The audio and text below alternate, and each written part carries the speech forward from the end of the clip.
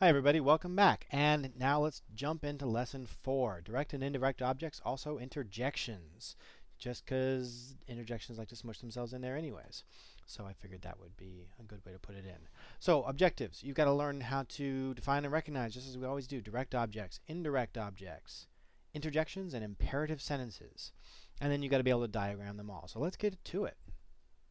So you got one new part of speech. It's the interjection right here. The definition, and always, as always, I'm using my own words for the definitions. You may find different things in a grammar textbook, but I like to use human speech. It's a word that expresses mild or extreme emotion. You set them off with a comma or an exclamation point, meaning you separate it from the rest of the sentence. It doesn't actually have that much to do with grammar. It's just like, whoa, or hey, that kind of thing. When you're trying to get somebody's attention or when something surprises you, you use an interjection.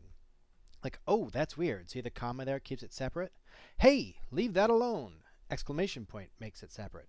The difference between the comma and the exclamation is just the degree of emotion represented there.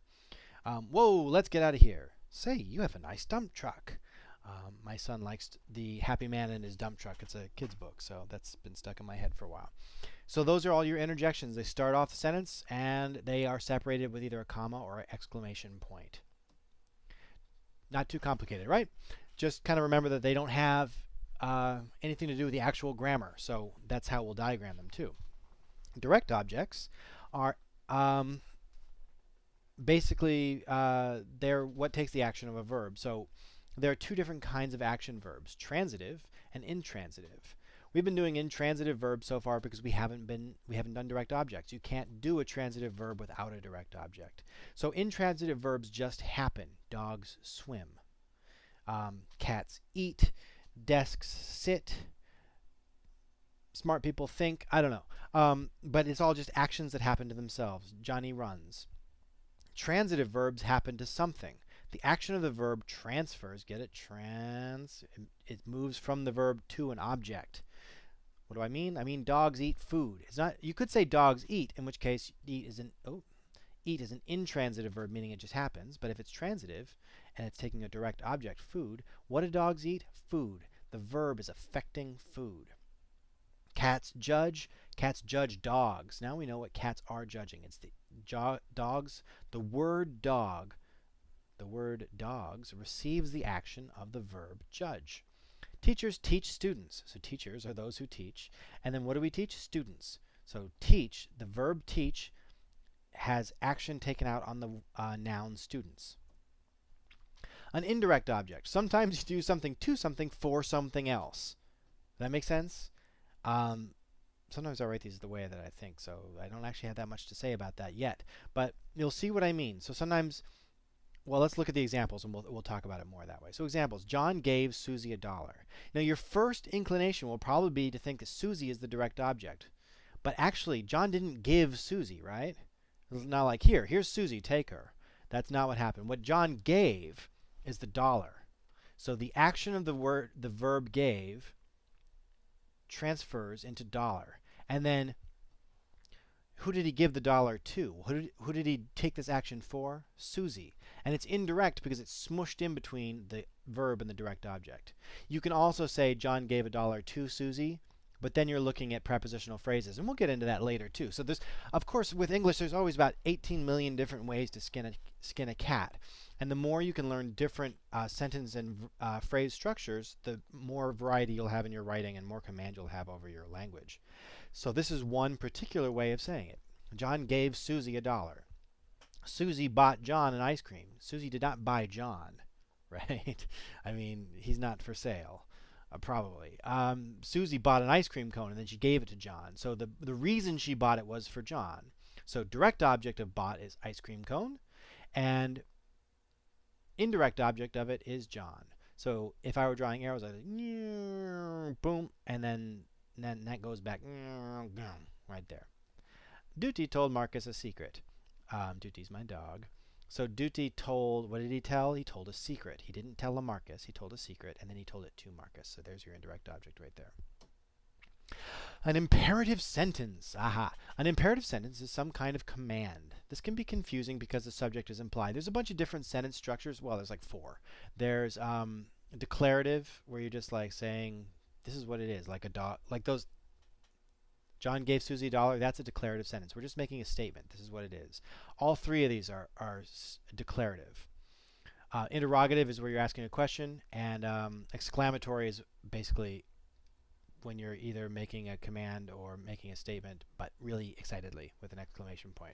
So imperative, that's the only one with, well, imperative and interrogative, those are kind of weird grammar-wise. So we'll look at those separately. Actually, we'll do a whole unit on interrogative sentences.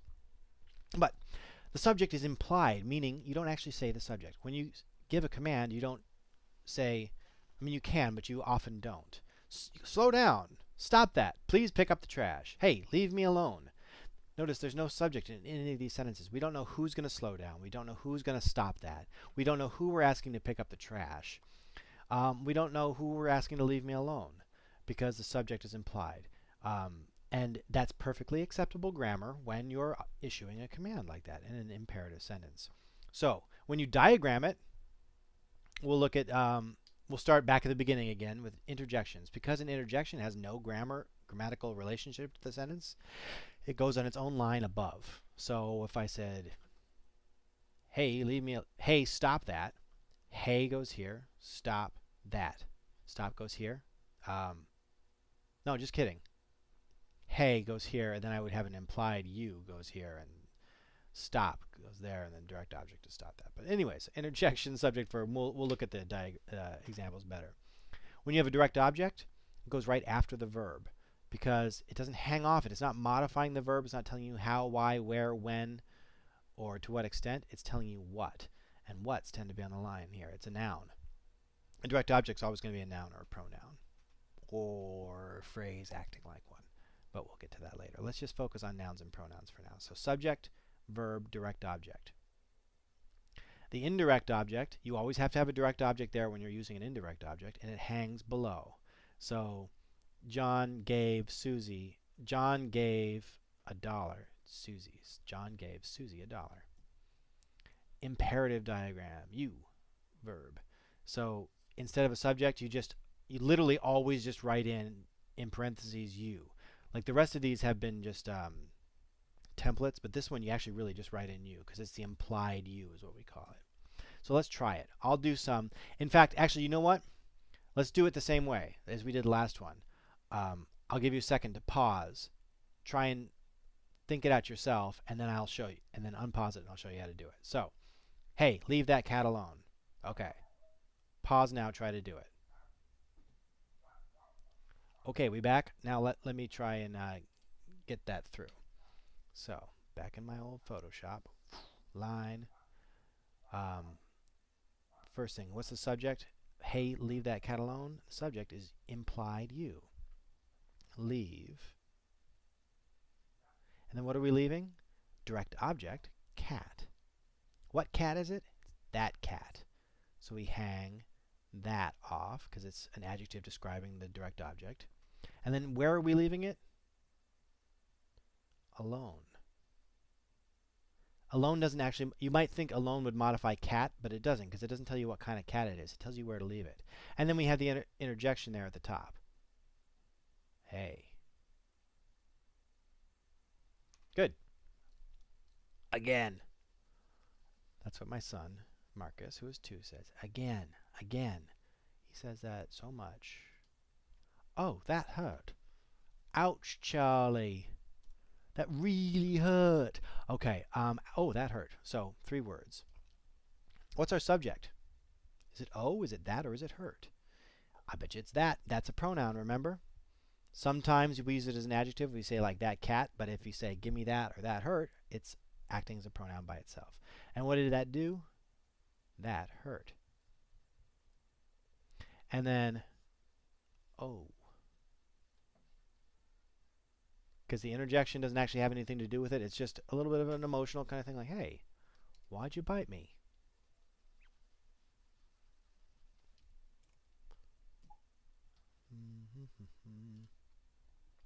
Oliver found Wendell a bouquet.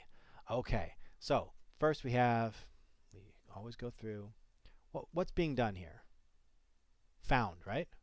Our verb is found. Who did it? Who found it? Oliver did. What did Oliver find? Bouquet. Which bouquet? It's just a bouquet, a random one. Okay. And then he didn't find Wendell, he found the bouquet. Wendell's got to be our indirect object.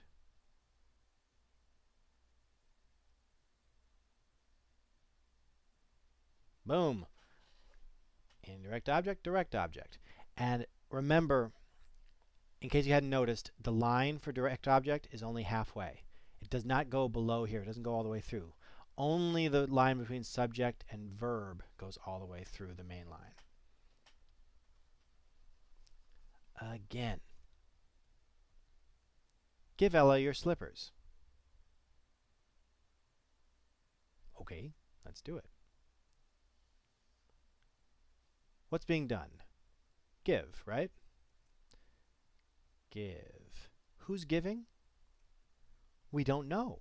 Therefore, it must be an implied you. What's being given? Slippers. Which slippers? Your slippers. And to whom are we giving them? Ella. My wife and I watched Ella Enchanted the other night. Now it's stuck in my head. All right, so we've got an implied object. This is an imperative sentence.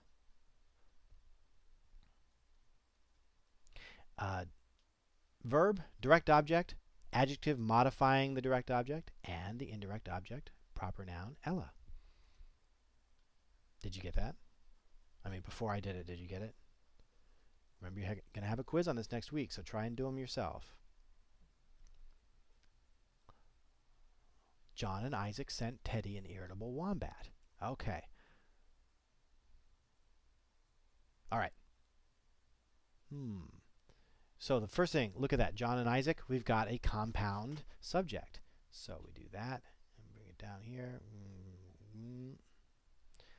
John. And I always work top to bottom. I don't know if that's a rule, but I do it. And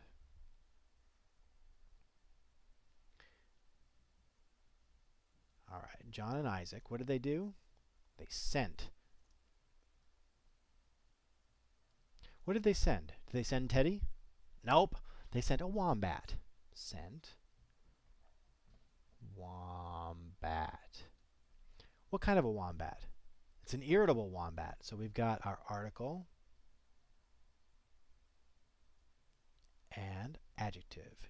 Irritable. And who do they send it to? Teddy. There's our indirect object, which we hang off the verb. And we put the period after wombat since that's the last word in the sentence.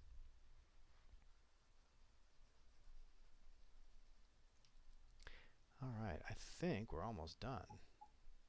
That was it. Okay, practice that. Try to come up with some of your own, because we will be having a quiz on this next week.